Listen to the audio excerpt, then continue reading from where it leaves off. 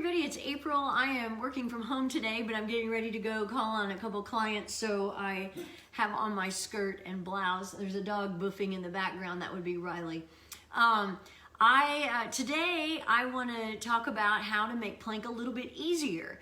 So not easy, but easier. So that's what I'll be talking about while we are planking.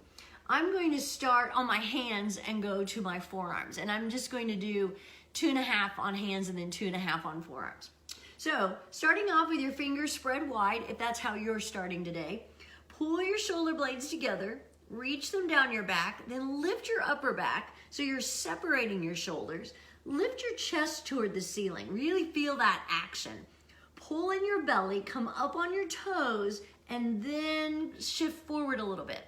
And then I go back over all that again. Press into the floor, separate your shoulders, pull in your belly again, shifting forward. So now you've really activated every single muscle, in particular your abdominal muscles. I mean, that's one of the great things you're getting from plank is working on that core strength. But but you're not going to get that if you let everything sag and you're not pulling in your abdominal muscles and pulling in your belly. I'm going to turn this way just a little bit. Okay.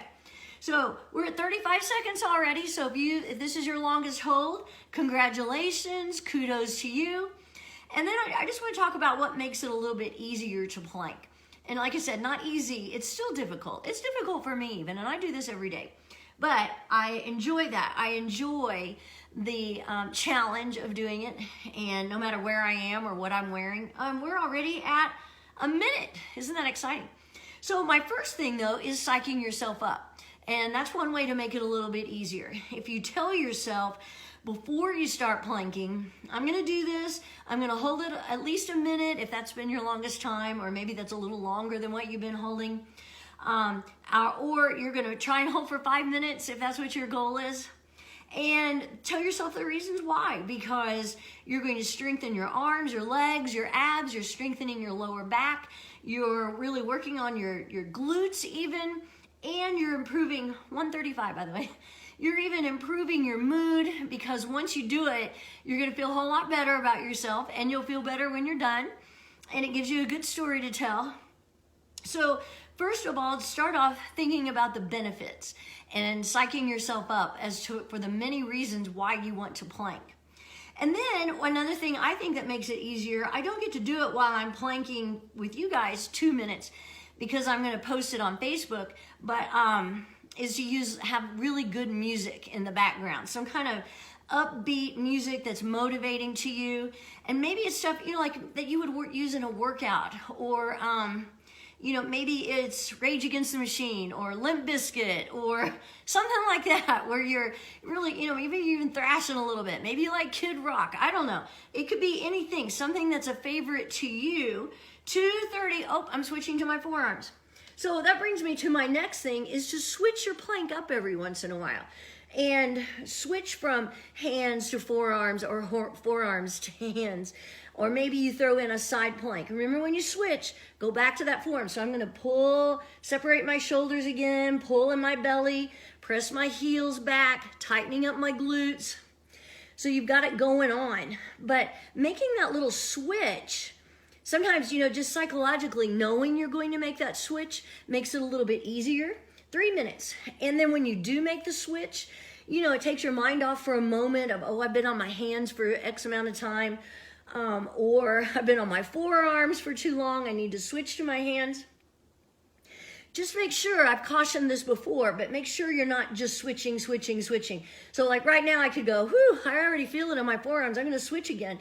But try to do it on the half a minute or the minute mark rather than 3:30, so that you're not just switching the whole time, because you know what?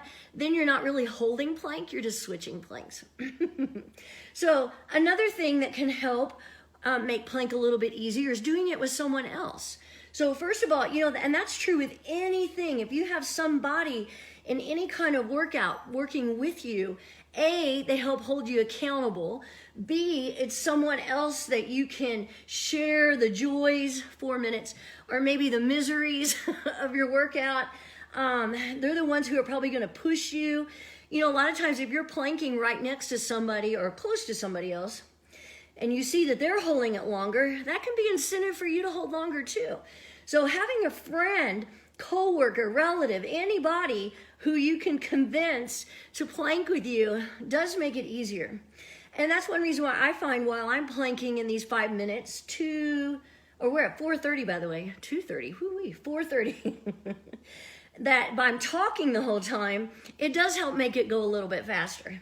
If you just try holding plank and not have anything going on, it can feel like a long 5 minutes.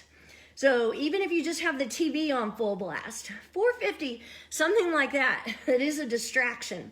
But having a friend is a great way to do it. So maybe you can enlist someone to help plank with you. We're at 5 minutes. I'm gonna hold just a few seconds longer.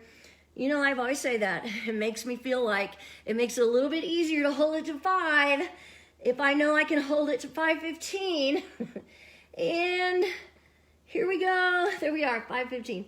Woo! So maybe those things will help you make your planks just a little bit easier. Like I said, they're still difficult. My arms are still, I still feel it, and I do this every day. But I love that it's still a good workout, and it only took me 5 minutes. See you again tomorrow.